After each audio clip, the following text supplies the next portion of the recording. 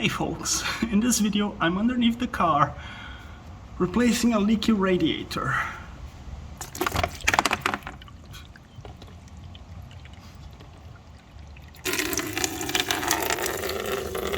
So first, with the engine cool, we remove this cap. And then underneath the car there's this little flap that reveals the drain plug.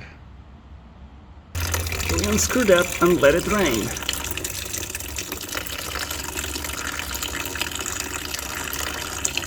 Then I have to replace this air intake box thing. There's two 10mm nuts that hold it in place. And there's a little clippy thing over here also.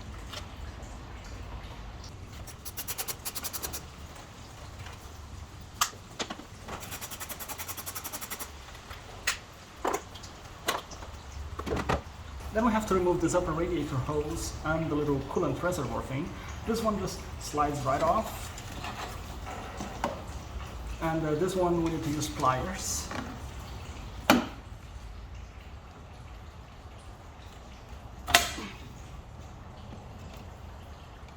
Then we have to disconnect the power from the fan and remove the wire from those clippy thingies.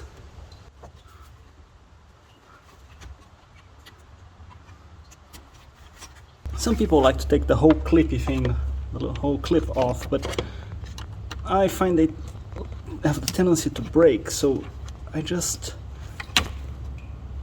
or they can come right off. Well, if they don't come off, you put a screwdriver underneath here, there's a little mechanism, and you just put the screwdriver and that basically releases. It's just like a zip tie.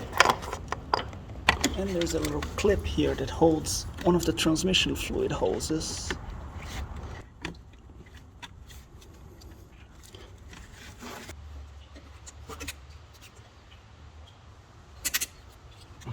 This one is broken apparently. Now to remove the fans, there's this 4 10mm bolts here.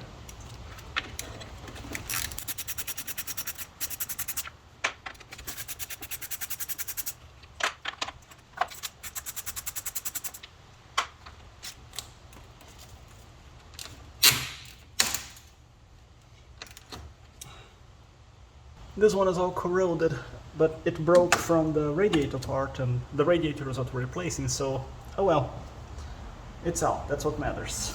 I'm gonna put it on some WD-40 to see if it loosens this rust some.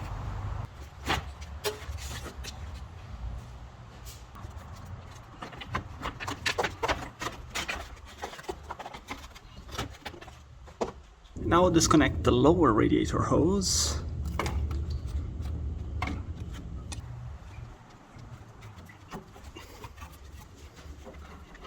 I like to put a wad of paper into these hoses to make sure nothing gets in there. Now there's 2 transmission fluid lines, one here and one here, that also need to be disconnected, and we're going to lose some transmission fluid.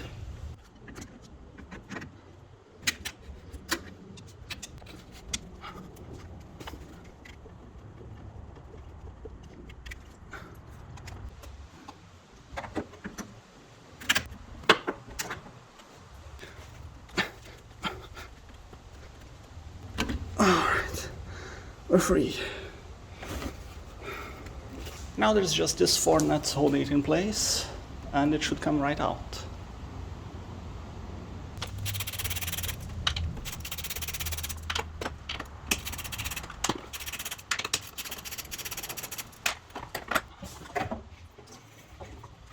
Ta-da! It's always a good idea to make sure the parts match, and yeah, they're an exact match. Those two. So let's install the new one.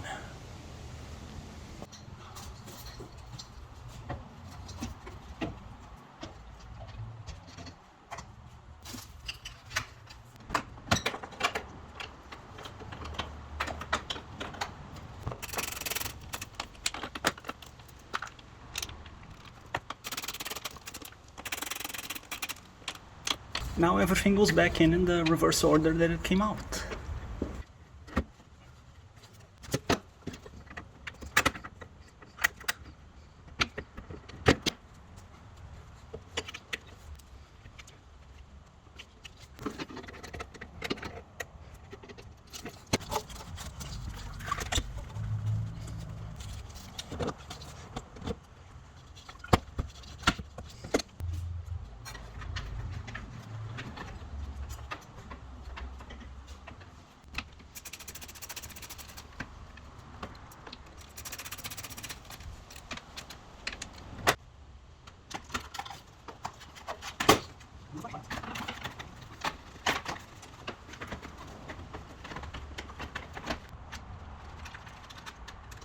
Let's see if some WD-40 will have loosened this guy up.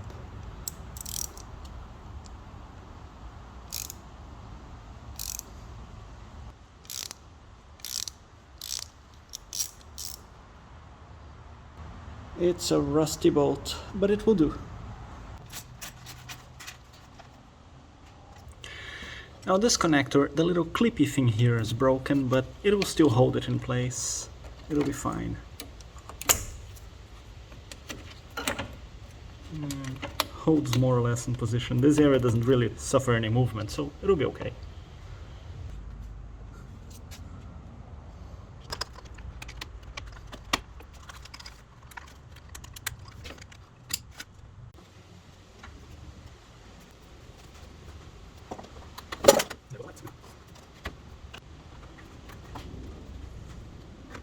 Now I have to put the antifreeze in and vent the air from the lines. The way I like to do it, I first put some antifreeze in so it's not completely dry.